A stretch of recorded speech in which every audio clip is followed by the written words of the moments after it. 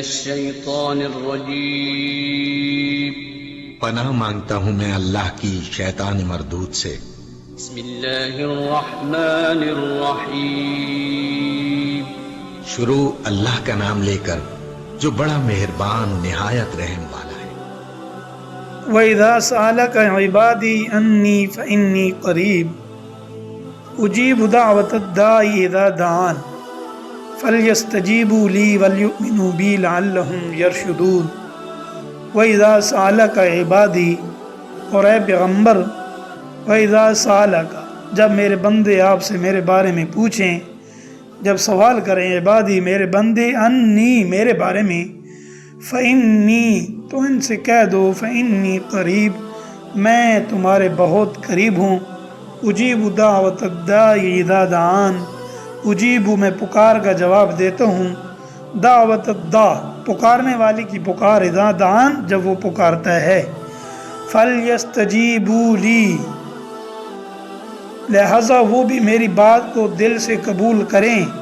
وَلْيُؤْمِنُوا بِي اور مجھ پر ایمان لائیں، لَعَلَّهُمْ يَرْشُدُونَ تاکہ وہ راہ راست پر آ جائیں۔ أُحِلَّ لَكُمْ لَيْلَةَ الصِّيَامِ اور تمہارے لیے حلال کیا گیا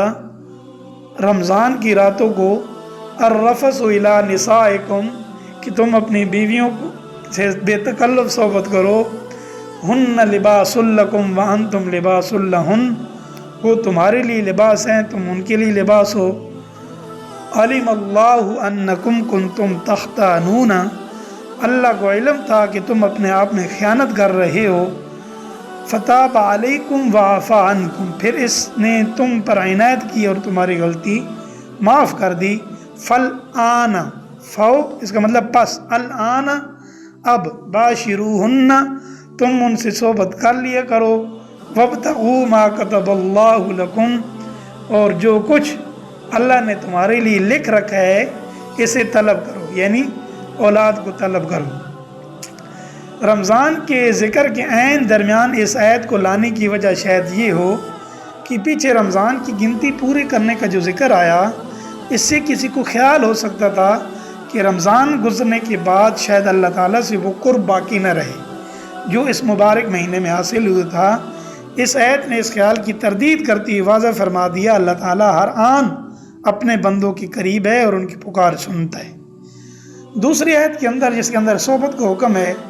شروع میں یہ حکم تھا کہ اگر کوئی شخص روزہ افطار کرنے کے بعد ذرا سے بھی سو جائے تو اس کے لیے رات کے وقت نہ کھانا جائز ہوتا نہ جمع کرنا۔ بعض حضرات سے اس حکم کی خلاف ورزی سرزد ہوئی،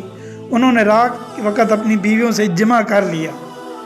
یہ آیت اس خلاف ورزی کی طرف اشارہ کر رہی ہے، ساتھ ہی جن حضرات سے یہ غلطی ہوئی ان کی معافی کا اعلان کر کے آئندہ کے لیے یہ پابندی اٹھا رہی ہے۔ اس کا مطلب اکثر مفسرین نے لکھا یہ بتایا کہ بیوی سے جمع کرنے میں وہ اولاد حاصل کرنے کی نیت رکھنی چاہیے جو اللہ نے تقدیر میں لکھ دی ہے، اور اس کے علاوہ کوئی ایسے اسباب اختیار نہیں کرنے چاہیے کہ جو اولاد کے پیدا ہونے سے مانے ہوں۔ اور بعض حضرات نے یہ بھی مطلب بیان کیا کہ جمع کے دوران وہی لذت طلب کرنی چاہیے جو اللہ نے جائز قرار دی ہے، ناجائز طریقوں مثلا غیر فطری طریقوں سے پرہیز کرنا چاہیے۔